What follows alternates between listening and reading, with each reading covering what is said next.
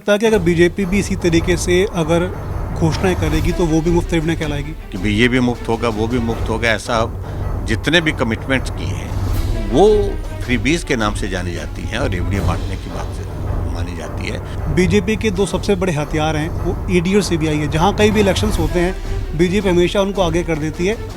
राजनीतिक दृष्टि से उनका इस्तेमाल नहीं, वो स्वतंत्र होकर के काम करती है। गारंटीज वो सड़क अपनी धरातल पर है, वो उतरी नहीं है। और हिमाचल प्रदेश में जो 10 गारंटी दी थी उनमें से एक भी गारंटी अभी तक पूरी नहीं हुई। क्या कहेंगे कि ओपीएस का जो लाभ है कांग्रेस को वहां मिला है? तो कांग्रेस की सरकार थी, वीरभद्र सिंह मुख्यमंत्री थे, एनपीएस जो लागू की गई थी, ओपीएस बंद की थी और उसको बहाल करने की दृष्टि से उनने जो बात कही है, अभी तक 1 साल बीता, किसको ओपीएस वापस हुई? पहले जयराम रमेश है राजस्थान में आए थे और ये कहा था कि कांग्रेस की ओर से जो तमाम वादे किए गए थे वो पूरे कर लिए गए। और राहुल गांधी जी ने मंच से घोषणा की थी कि राजस्थान में किसानों के कर्जे 10 दिन के अंदर माफ कर दिए जाएंगे। 15 नवंबर 2023 आज से ठीक 10 दिन बाद में राजस्थान में मतगणना होगी। फिलहाल आज का दिन है वो गारंटियों के नाम रहा है कांग्रेस की, क्योंकि बीजेपी की ओर से हिमाचल प्रदेश के पूर्व सीएम जयराम ठाकुर ने तमाम सीधे आरोप हैं कांग्रेस पर लगाए हैं। सर सीधी बात करें, हिमाचल प्रदेश में मुख्यमंत्री गहलोत आए थे, तमाम वादे किए थे, गारंटीज दी थी। आपने कहा कि गारंटीज वो सड़क अपनी धरातल पर है, वो उतरी नहीं है। क्या ऐसे कारण रहे हैं आपको लगता है? देखिए, हिमाचल प्रदेश के लिए वो एक नया एक अनुभव था जब कांग्रेस गारंटियों के साथ चुनाव में उतरी थी। लोगों को लगा कुछ कि हो सकता है ये जो बोल रहे हैं वो होगा, लेकिन अब सारी चीज़ें स्पष्ट हो गई। 1 साल का कांग्रेस पार्टी का कार्यकाल पूरा हो रहा है और हिमाचल प्रदेश में जो 10 गारंटी दी थी उनमें से एक भी गारंटी अभी तक पूरी नहीं हुई है।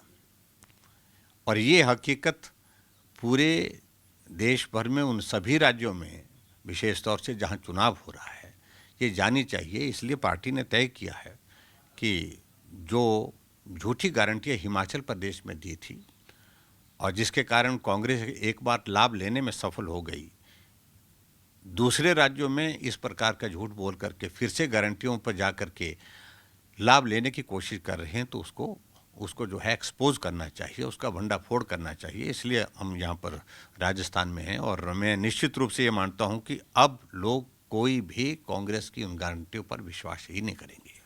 सर बात करें ओपीएस को लेकर के है, हिमाचल प्रदेश में ओपीएस का मुद्दा है, काफ़ी ज़ोर शोर से उठा था। राजस्थान में भी इसको उठाने की पूरी कोशिश है, वो की जा रही है। ओपीएस को लेकर ही शायद आपको नुकसान है वहाँ पर हुआ था। क्या कहेंगे कि ओपीएस का जो लाभ है कांग्रेस को वहाँ मिला है, क्या राजस्थान में भी उसी को भुना करके कांग्रेस सत्ता हासिल कर पाएगी?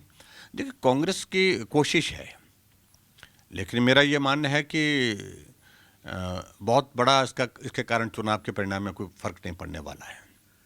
सर ओपीएस की बात कर लें, जैसे कांग्रेस की ओर से कहा गया है कि मेमोरेंडम है हमने हिमाचल प्रदेश में लागू कर दिया, लगभग 1.5 लाख के आसपास जो कर्मचारी है उनको उसका बेनिफिट है वो मिलेगा, नेशनल से उनको फंडिंग है वो नहीं हो पाएगी। देखिए, एक बात मान करके चलिए, ओपीएस हिमाचल प्रदेश में अगर लागू की गई थी तो कांग्रेस की सरकार थी, वीरभद्र सिंह मुख्यमंत्री थे, एनपीएस जो लागू की गई थी, ओपीएस बंद की थी और उसको बहाल करने की दृष्टि से उनने जो बात कही है, अभी तक 1 साल बीता, किसको ओपीएस वहाँ पर हुई?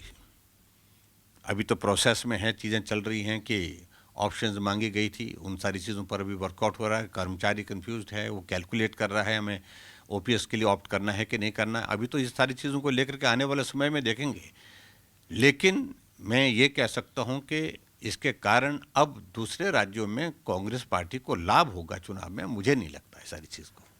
सर हम गारंटियों में से ये सवाल निकालते हैं कि जैसे कि 2 रुपए किलो गोबर खरीदने की बात है वो की जा रही है। कांग्रेस 2018 के अंदर जब सत्ता में आई थी तो वादा किया था कि किसानों की कर्ज माफ़ी होगी। हाल ही में कुछ दिन पहले जयराम रमेश है राजस्थान में आए थे और ये कहा था कि कांग्रेस की ओर से जो तमाम वादे किए गए थे वो पूरे कर लिए गए, किसानों को जो कर्ज माफ़ी है वो पूरी कर दी गई है। देखिए, कम से कम कांग्रेस पार्टी के नेताओं को ये झूठ बोलने की जो आदत पड़ी है, अब की बार मुझे लगता है कि इनके दिमाग ठीक कर देंगे यहाँ राजस्थान की के लोग भी, मध्य प्रदेश के लोग भी और दूसरे राज्यों जहाँ भी चुनाव हो रहे हैं। इनको लगता है कि लोगों को ठग करके, गुमराह करके, बेवकूफ़ बना करके जो है उनको इस प्रकार से हम चला सकते हैं और झूठ बोल करके सत्ता हासिल कर सकते हैं। एक दौर हो गया सो हो गया, लेकिन अब नहीं हो सकता है, क्योंकि पहले तो सबसे पहले प्रश्न खड़ा होता है कि गहलोत जी ने पिछली बार कहा था और राहुल गांधी जी ने मंच से घोषणा की थी कि राजस्थान में किसानों के कर्जे 10 दिन के अंदर माफ कर दिए जाएंगे। आज 5 साल हो गए, उस चुनाव के बाद दूसरा चुनाव आ गया, कहीं किसान का कर्जा माफ हुआ? ये प्रश्न राजस्थान की जनता के सामने है। और उल्टा ये हुआ कि 22,000 के लगभग किसानों की जमीन कुर्क हो गई, नीलाम हो गई, दर्जनों किसानों ने आत्महत्या कर दी। इसलिए इन वादों को लेकर के वो कहेंगे जरूर, लेकिन लोग सुनेंगे, विश्वास नहीं करेंगे। और हिमाचल के संदर्भ में इन्होंने कहा था कि 5 लाख बेरोजगारों को नौकरी देंगे। कैबिनेट की पहली बैठक में 1 लाख लोगों के लिए, नौजवानों के लिए नौकरी निकालेंगे। कैबिनेट की कितनी बैठकें हुई? 1 साल हो गई, एक आदमी को हिमाचल में नौकरी नहीं। उल्टे 10,000 से ज़्यादा आउटसोर्स में लगे हुए कर्मचारियों को नौकरी से निकाल दिया। सर, बात करते हैं जैसे कि बीजेपी की ओर से कहा जाता है कि कांग्रेस जो तमाम घोषणाएं करती हैं वो मुफ्त रेवड़ियां होती हैं। वहीं बीजेपी की कांग्रेस की ओर से कहा जाता है कि बीजेपी है केवल अपनी बातें करती है। क्या जिस तरह 2018 के अंदर कांग्रेस किसानों की कर्जमाफी को लेकर सत्ता में आई थी, क्या वैसे ही बीजेपी इस बार किसानों की कर्जमाफी का मुद्दा उठाएगी? अगर उठाती है तो उसका फंड जो अरेंज करना होगा वो कहाँ से करा जाएगा? देखिए, इन सारी चीज़ों को लेकर के हमारी स्टेट यूनिट ने केंद्रीय नेतृत्व के साथ चर्चा की है। अभी पार्टी की ओर से हमारा इस प्रकार से, जिसको हम बोलते हैं कि इलेक्शन का जो मैनिफेस्टो है, हमारी जो है वो अभी तक जारी नहीं हुई है। और ऐसे में इन सारी चीज़ों को लेकर के अभी कहना उचित नहीं होगा। जब पार्टी इस निर्णय पर पहुंचेगी, इलेक्शन मैनिफेस्टो जब जारी होगा, और उसके बाद फिर मालूम पड़ेगा कि हमने क्या क्या कमिटमेंट की। और डेफिनेटली जो भारतीय जनता पार्टी कमिटमेंट करेगी उसको पूरा करने का रास्ता भी उन्हें साथ में निकाला होगा। क्या सर, आपको नहीं लगता कि अगर बीजेपी भी इसी तरीके से अगर घोषणाएं करेगी तो वो भी मुफ्त रेवड़ियां कहलाएगी? नहीं, देखो, मेरा कहने का मतलब है ये कि किसी विषय को लेकर के थोड़ी रियायत देना, मदद करने का रास्ता निकालना, वो एक बात हो सकती है। लेकिन यहाँ सब कुछ मुफ्त, ये भी मुफ्त, वो भी मुफ्त, जैसे हिमाचल प्रदेश में जिनने किया कि भाई ये भी मुफ्त होगा, वो भी मुफ्त होगा, ऐसा जितने भी कमिटमेंट्स किए हैं वो फ्रीबीज के नाम से जानी जाती हैं और रेवड़ियाँ बांटने की बात मानी जाती है।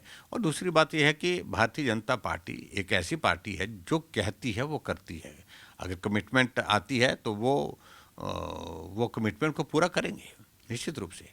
सर, अभी जब मैंने आपकी प्रेस कॉन्फ्रेंस सुनी थी, आपने कहा था कि क्राइम को लेकर के, बेरोजगारी को लेकर के राजस्थान नंबर 1 पे है। लेकिन कांग्रेस का ये आरोप है कि क्राइम को लेकर के, इनको लेकर के जो नंबर 1 की बात अगर आती है तो वो मध्य प्रदेश है। वहाँ पर डबल इंजन की सरकार है, वहाँ पर एक क्राइम बहुत ज़्यादा है। बल्कि राजस्थान में तो 0 FIR का हमने काम कर दिया है। महिला सुरक्षा को लेकर हमने तमाम काम कर दिए हैं। पेपर लीक का मुद्दा भाजपा की ओर से काफ़ी ज़्यादा उठाया गया है और उसको लेकर भी वो कहते हैं कि हमने तमाम कड़े नियम हैं वो बना दिए हैं।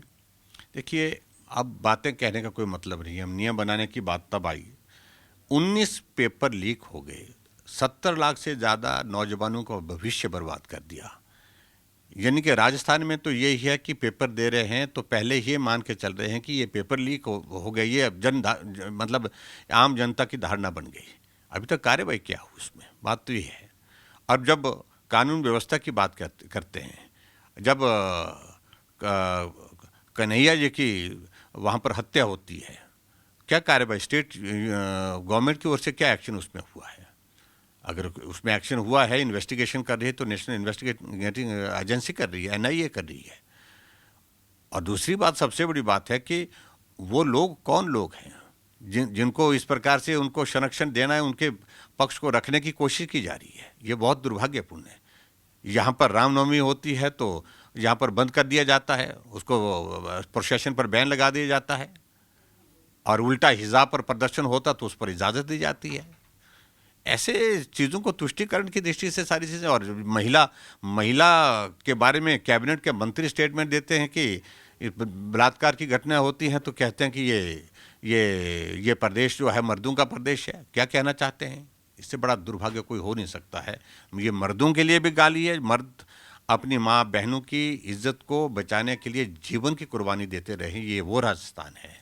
और यहाँ इस प्रकार की बातें कहे और मंत्रिमंडल में मंत्री इस तरह की बातें कहे और वो उसके बावजूद भी चलता रहे, तो इससे दुर्भाग्य कोई और हो नहीं सकता है। लेकिन सर, कन्हैया कुमार को लेकर के भी कांग्रेस सीधा आरोप लगाती कि जो तमाम जो लोग थे वो बीजेपी के थे। किस प्रकार से वो बीजेपी के वही लोग वीडियो बना करके देश के प्रधानमंत्री नरेंद्र मोदी जी को धमकी दे रहे थे? कोई बीजेपी का आदमी हो सकता क्या? और दूसरी बात, ये साजिश के तहत भी सारी चीज़ें होती हैं। कुछ लोगों को इस प्रकार से प्रयत्न किए जाते हैं और इन सारी चीज़ों की इन्वेस्टिगेशन अभी चल रही है, इस पर उचित कहना नहीं है। लेकिन मेरा कहने का मतलब है कि जो बातें वो कह रहे हैं ये हास्यास्पद है, ना कोई बात पर विश्वास कर रहा है और ना ही विश्वास करने लायक बातें हैं। सर, मेरा लास्ट सवाल आपसे है कि जो लिस्टें हैं भाजपा की जारी हुई थी, उसके बाद में तमाम लोगों ने पार्टी छोड़ करके निर्दलीय चुनाव लड़ रहे हैं। पार्टी की ओर से अल्टीमेटम भी दिया गया है कि आप जल्दी वापस पार्टी ज्वाइन कर लीजिए वरना समय निकल जाएगा। तो क्या लगता है कि अगर जो कार्यकर्ता लगातार कोशिश कर रहा है, मेहनत कर रहा है पार्टी के लिए, फिर वहाँ से उसे टिकट नहीं मिलती है, किसी और को टिकट मिल जाती, तो क्या उसका जो रास्ता वो अपनाता है, उस पर आप क्या कहेंगे? देखिए, मैं ऐसा मानता हूँ पार्टी और प्रदेश नेतृत्व ने बिल्कुल सोच समझ करके किया है। अगर कहीं इस प्रकार की परिस्थिति होती है तो वो मिल बैठ करके उसका कोई रास्ता निकलता है। पार्टी जब सत्ता में आती है, एक जगह नहीं अनेकों जगह अकोमोडेट करने की गुंजाइश निकलती है। और पार्टी हमारी देश की नहीं, दुनिया की सबसे बड़ी पार्टी है। पार्टी के अंदर बहुत सारे लोगों को काम देने के लिए, उनको उनका सम्मान करने के लिए व्यवस्था है। उनको काम कहीं भी दिया जा सकता है, लेकिन अनुशासित पार्टी है। अनुशासन के साथ कॉम्प्रोमाइज़ भारतीय जनता पार्टी नहीं करती है। इसीलिए देश की नहीं, दुनिया की सबसे बड़ी पार्टी भारतीय जनता पार्टी है। इसी से मुझे एक बात और याद आ गई कि ईडी सीबीआई का काफ़ी जिक्र है, कांग्रेस करती है कि क्योंकि आप बीजेपी के पूर्व सीएम हैं, हिमाचल प्रदेश से हैं, ईडी सीबीआई का काफ़ी ज़्यादा जिक्र है, कांग्रेस करती है कि बीजेपी के दो सबसे बड़े हथियार हैं वो ईडी और सीबीआई है। जहाँ कहीं भी इलेक्शंस होते हैं बीजेपी हमेशा उनको आगे कर देती है और विपक्ष को तोड़ने की कोशिश करती है। देखिए, ये उनको लग रहा है इस तरह से, उनको इस बात को भी मानना पड़ेगा कि पहली बार ईडी सीबीआई को स्वतंत्र होकर के काम करने का अवसर प्राप्त हुआ है। राजनीतिक दृष्टि से उनका इस्तेमाल नहीं, वो स्वतंत्र होकर के काम कर रही हैं। जो भी गलत कर रहा है, जो भी जिस गलत किए हुए हैं, उनके खिलाफ कार्रवाई हो रही है। और जिन्होंने गलत किया है तो कार्रवाई होनी ही चाहिए और वो कार्रवाई हो रही है। तो इसलिए ज़्यादा लोग वो हैं इसमें जो गलत करते रहे, उनका ताल्लुक ऐसी पार्टियों के साथ है जो चीख चला रहे हैं आज। ऐसे में मुझे सिर्फ यही कहना है कि स्वतंत्र होकर के काम कर रही हैं और स्वतंत्र होकर के उनको काम करने का अवसर मिला है और स्वतंत्र होकर के काम करने का अवसर देना चाहिए। तो ये थे हमारे साथ हिमाचल प्रदेश के पूर्व सीएम जयराम ठाकुर, जिनसे हमने बात करी और उन्होंने कहा कि जो गारंटी लेकर के राजस्थान के मुख्यमंत्री अशोक गहलोत हिमाचल आए थे, 1 साल पूरा होने वाला है, लेकिन हिमाचल के अंदर वो गारंटियां हैं अभी भी धरातल पर नहीं उतरी है। खैर, राजस्थान में क्या स्थिति रहेगी ये तो आने वाला वक्त बताएगा। वीडियो जर्नलिस्ट सोनू चौधरी के साथ रौनक पारिक, पंजाब केसरी टीवी, जयपुर।